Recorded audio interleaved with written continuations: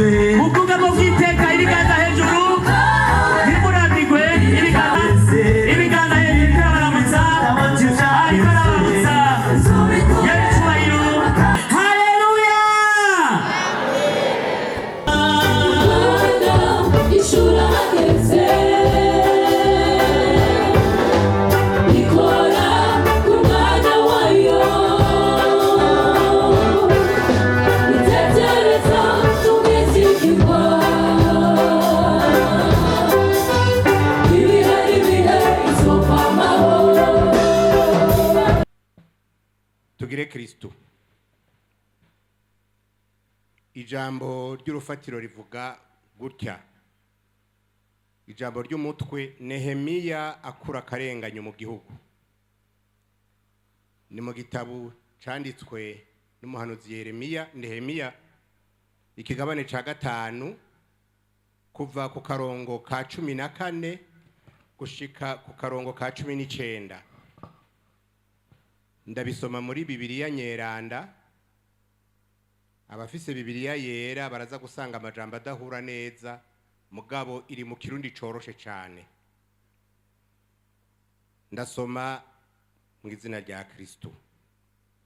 Kandi kuva umunsi banshinga ko bicariho cabo mu gihugu c'Ubuyuda, kuva ku mwaka ugira 200 gushika ku mwaka ugira 32, Arutahesha Sete ari ku ngoma, iyi kaba imyaka 12, jewe na bene wacu ntitwigeze turya indya zagenewe icariho.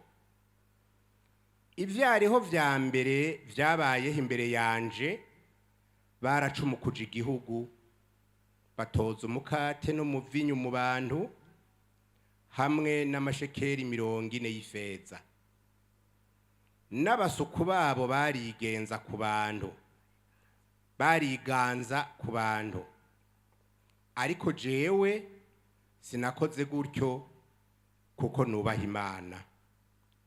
Vyongeye mu gikorwa cyo gusanura urwo ruhome nakoze ntiziganya, kandi nta n'umurima twaguze. Abasuku banje bose bari bakoraniye aho kugikorwa. Abayuda n'abakuru twasangira ku mezi wanje barabagabijana na 50, hamwe n'abazi wacu bava mu makunga dukikije. Ivyategurwa ku munsi ni kimasa kimwe, intama 6 nziza nziza, hamwe n'inkoko. Ivyo nivyo bantegurira. Uko iminsi 10 iheze, bategura umuvinyu mwinshi w'ubwoko bwose.